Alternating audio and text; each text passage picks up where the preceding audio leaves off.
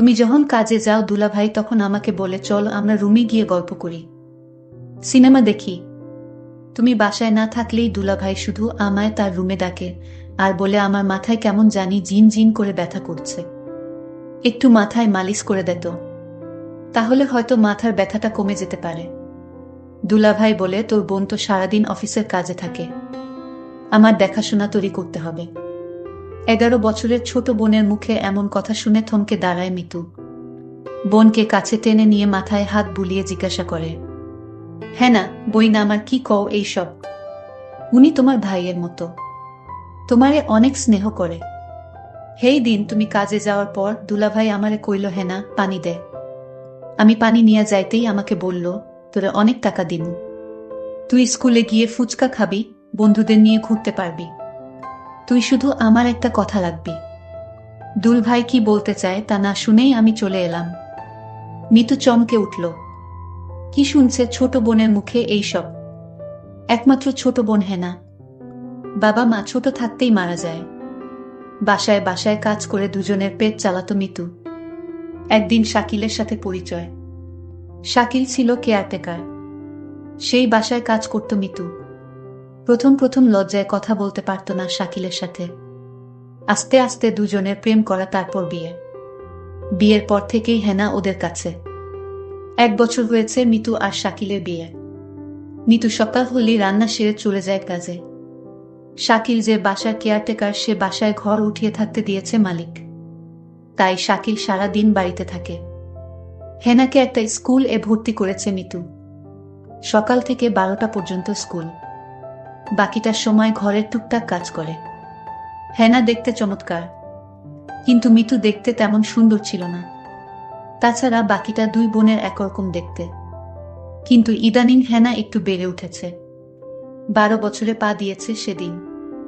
শাকিল দিন দিন হেনার দিকে অন্যরকম দৃষ্টিতে চেয়ে থাকে, যেটা হেনা পছন্দ করত না। মিতু কাজে গেলেই এটা ওটার বাহানায় রুমে ডাকে হেনাকে শাকিল। হেনাকে দিয়ে শাকিল তার সুকেসের চাবি দিয়ে বলে, তুই সুকেস থেকে আমার হিসেবের খাতাটা এনে দে তো। মাঝে মাঝে বলতো, দেখ হিসাব করতে করতে আমার মাথা ব্যথা শুরু হয়ে গেছে, একটু মাথাটা ম্যাসাজ করে দে, তাহলে ব্যথাটা হয়তো কমে যাবে। দুলাভাই আমার কপালে হাত দিয়ে বলল, তোর শরীর এত গরম কেন? দেহি দেহি কাছে আয়, তোর জ্বর আইলো নাকি? হেনা বলল, না শরীরের জ্বর নেই, গরমের যে তাপমাত্রা পড়ছে এমনই শরীর গরম থাকে। হেনা তার দুলাভাইয়ের বাহানা বুঝতে পারে, তাই তো কিছু না বলে দৌড়াতে দৌড়াতে বাইরে চলে আসে, অপেক্ষা করে বুবুর জন্য। কাজ থেকে সবেমাত্র এসেছে মিতু। মিতু আসতেই হেনা তার বুবুর কাছে এসে কান্না করে বলল, আমি তোমার সাথেও কাজে যাব, আমি বাড়িতে একা একা থাকবো না। চোট বেনের এসব কথা শুনে মনটা এক অজানায় ছটফট করছে। কি করবে এখন মিতু? হেনার যে মিতু ছাড়া কেউ নেই। এমন সময় শাকিল ঘরে এলো।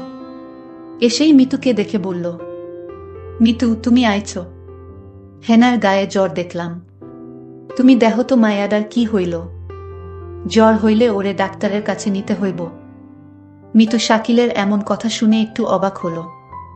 কই, শাকিলের কথায় তো কোনো খারাপ কিছু নেই, তাইলে কি হেনা ছোট মানুষ হইয়া ভুল কিছু কইল? শাকিল তো হেনার ভালোই চায়।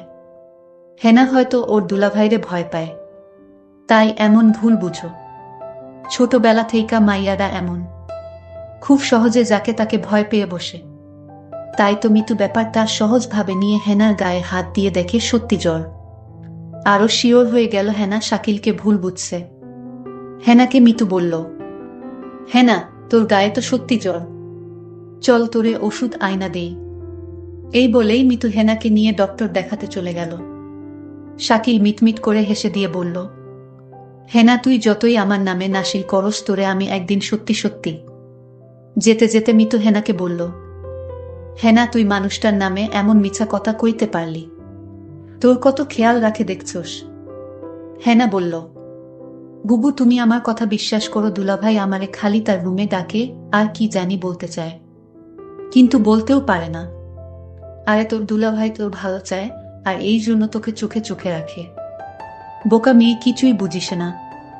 মিতু ছোট্ট হেনাকে বুঝিয়ে বলল, শাকিল একেবারে সাধাসিধে, ভুলটা হেনার। আমি মিতুকে বললাম, বুবু যেদিন কিছু একটা হবে সেদিন আমার কথা বিশ্বাস করবে, তার আগে নয়। বুবু আমায় জারি দিয়ে বলল, বাদ দে এসব কথা, এখন ডাক্তার দেখাবো।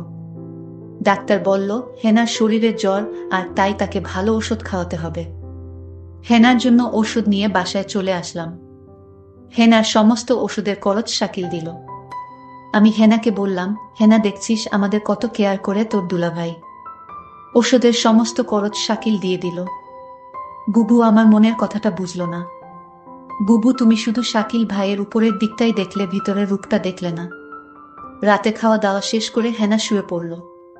আমি হেনাকে বললাম, কিরে হেনা, তুই ওষুধ খেলি না? ওষুধ না খেলে তোর জ্বর ভালো হবে না, তুই দিন দিন অসুস্থ হয়ে যাবে। বুবু, আমার গায়ে জ্বর নেই, আমি ওষুধ খাবো না, আমি সুস্থ আছি। কি বলছিস পাগলি মেয়ে? ডাক্তার বলল জ্বর আছে, আর সে বলছে জ্বর নেই। বুবুর জোরাজুরিতে আমি জ্বরের ওষুধটা খেয়ে নিলাম। আমার কিছুই করার ছিল না। আমি জানতাম আমি যদি বুবুর কথা না শুনি বুবু অনেক কষ্ট পাবে, কারণ এই পৃথিবীতে বুবুর আমি ছাড়া আর কেউ নাই। আর তাই আমি বুবুকে কষ্ট দিতে চাই না। কিন্তু বুবু আমার একটা কথা কোনোভাবেই বিশ্বাস করছে না। কিন্তু বুবু বিশ্বাস করবে সেই দিন, যেদিন আমার একটা কিছু হবে, তার আগে না। কিছুদিন পর বুবুর অফিস বন্ধ দিয়েছিল 1 সপ্তাহ। সারাদিন বুবু বাড়িতে থাকত। আমি স্কুলে যেতাম আর 12টা বাজে চলে আসতাম। কিন্তু বুবু এই 1 সপ্তাহ বাড়িতে থাকাতে শাকিল ভাই কেমন জানি হয়ে গেছে। দুলাভাইয়ের মেজাজ দেখি কিটকিটে হয়ে গেছে। আমার মনে হয় বুবু বাড়িতে থাকায় দুলাভাই এটা কিছুতেই সহ্য করতে পারছে না। পরদিন আমি স্কুল থেকে ফিরলাম, রৌদ্র দিয়ে আসলাম, শরীর গরমে মনে হয় পুড়ে যাচ্ছে। দুলাভাই তখন আমার কপালে হাত দিয়ে বলল, সর্বনাশ, মেয়েটা তো আজ জ্বরে পুড়ে যাচ্ছে, তাড়াতাড়ি চলো ডাক্তারের কাছে নিয়ে যাই। বুবু তখন বলল, তুমি হেনাকে নিয়ে ডাক্তার দেখিয়ে আসো, আমি বাড়ির রান্না ভাড়ার কাজটা সেরে নেই। হেনা তখন আমায় বলল, বুবু আমার জ্বর হয়নি, আমি ডাক্তারের কাছে যাব না। বুবু, তুমি কেন বুঝ না আমার কথা? দুলভাই শুধু অয়থায় ডাক্তারের কাছে আমায় নিয়ে যায়, আমার শরীরে জ্বর নেই। বুবু, আমি ডাক্তারের কাছে যাব না। দুলাভাই বলল, আচ্ছা তুমি যখন যেতে চাচ্ছ না, তাহলে আমি গিয়ে ওষুধ নিয়ে আসি। বুবু বলল, দেখছিস তোর দুলাভাই কত ভালো, তোর একটু সমস্যা হলেই তোর জন্য কত কিছু করে। আজকাল এমন মানুষ পাওয়া বড়ই কঠিন। হেনা, বুবু, তুমি দুলাভাইকে চিনতে পারোনি। তুমি মানুষটার সাথে সংসার করছো, অথচ তার মন মানসিকতা সম্পর্কে তোমার ধারণা নেই। বুবু, বুবু, দুলাভাই তোমার সামনে আমার সাথে ভালো আচরণ করে। চুপ কর, তোর দুই ভাইয়ের নামে কোনো বদনাম করবি না।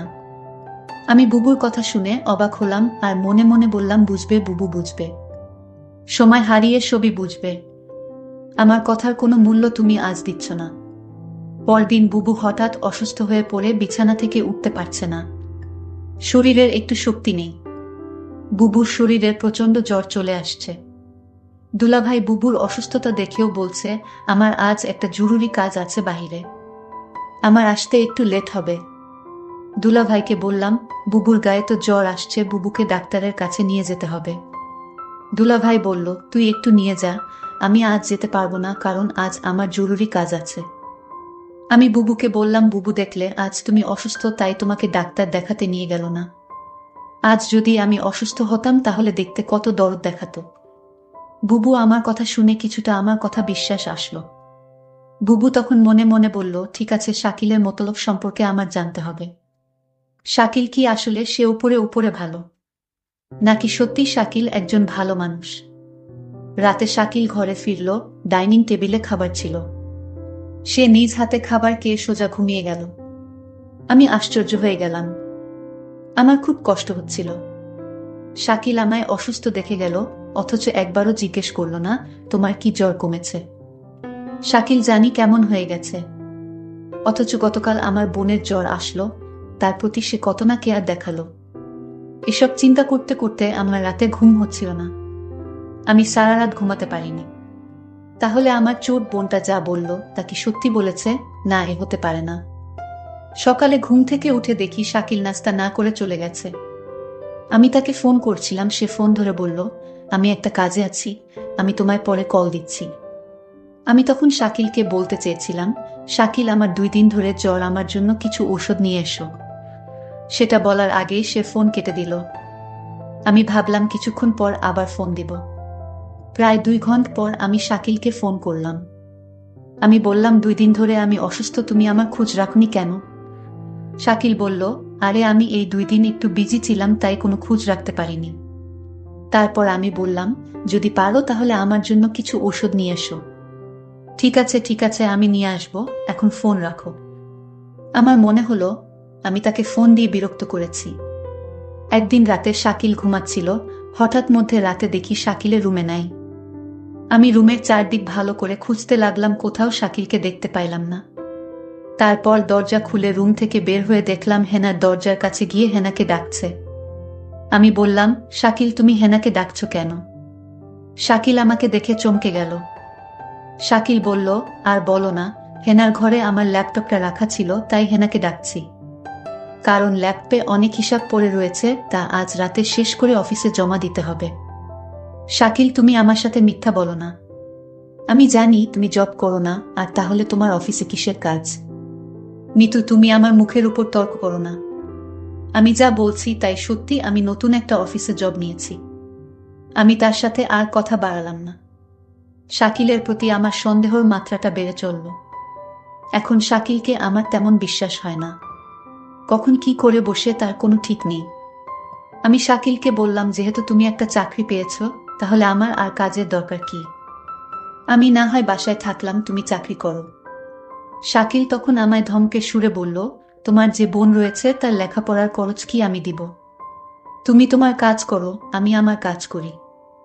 শাকিলের কথা শুনে বুঝতে পারলাম তার আসল চেহারাটা বের হয়ে আসছে ধীরে ধীরে। আমি বললাম, ঠিক আছে শাকিল, তোমার কোনো চাকরি করতে হবে না, আমি তো আছি। দেখলাম শাকিল অনেক খুশি হয়ে গেল। পরদিন আমি কাজে চলে গেলাম। বাড়িতে হেনা আর শাকিল।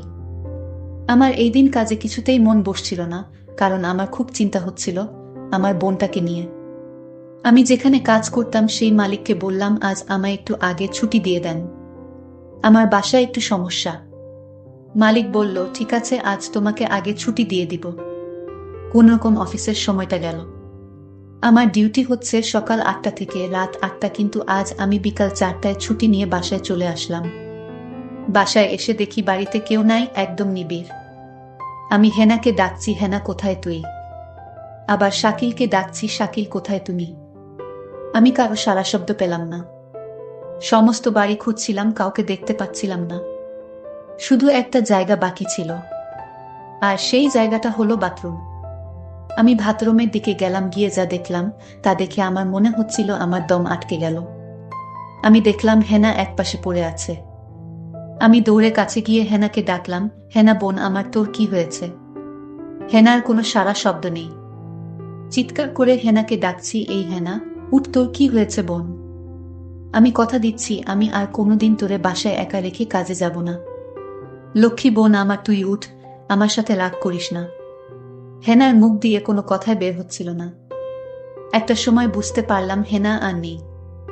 হেনা আমার সাথে অভিমান করে চলে গেছে। হেনা মরে গেছে। আমি কাঁদছিলাম আর বলছিলাম, হেনা বোন আমার, তুই একবার উঠ, এই যে আমি কথা দিচ্ছি এখনই তোকে নিয়ে অন্য কোথাও চলে যাব। হেনা আমার কথা শুনছিল না। শুনবে কি করে, সে তো মরে গেছে। আমি হেনার হাতে একটা চিঠি দেখতে পেলাম। চিঠিটা তার হাত থেকে নিয়ে খুলে দেখলাম। চিঠিতে লেখা ছিল, বুবু তুমি আমার কথা বিশ্বাস করছিলে না। আমি অনেক কষ্ট নিয়ে দুনিয়া থেকে চলে গেলাম। এর কারণ হলো আমার দুলাভাই। বুবু তুমি আমাকে ক্ষমা করে দিও। আর তোমার প্রতি একটা অনুরোধ, তুমি শাকিলকে ছেড়ে চলে যেও, তা না হলে আমার আত্মা শান্তি পাবে না। আমার আর বুঝতে বাকি রইল না কেন হেনা দুনিয়া ছাড়ল। কি ঘটেছিল? আমার বোন ঠিকই বলেছিল, বুবু তুমি সময় হারিয়ে সব বুঝবে। আজ আমার বোনের কথার ফল আমি পেয়ে গেলাম, কিন্তু আমি এর শেষ দেখে ছাড়ব। আমি শাকিলকে খুঁজতে লাগলাম। আমি শাকিলকে কোথাও খুঁজে পাচ্ছিলাম না। তারপর আমার বোনের হাতের চিঠি দিয়ে শাকিলের নামে মামলা করলাম। শাকিলের সারা জীবনের জেল হয়ে গেল। বন্ধুরা, আমি কষ্ট করে তোমাদের জন্য গল্প তৈরি করি। যদি গল্পটি ভালো লাগে তাহলে ভিডিওতে একটি লাইক করে পাশে থাকবেন। আর এরকম নতুন নতুন গল্প পেতে আমার চ্যানেলটি সাবস্ক্রাইব করে পাশে থাকবেন। ধন্যবাদ।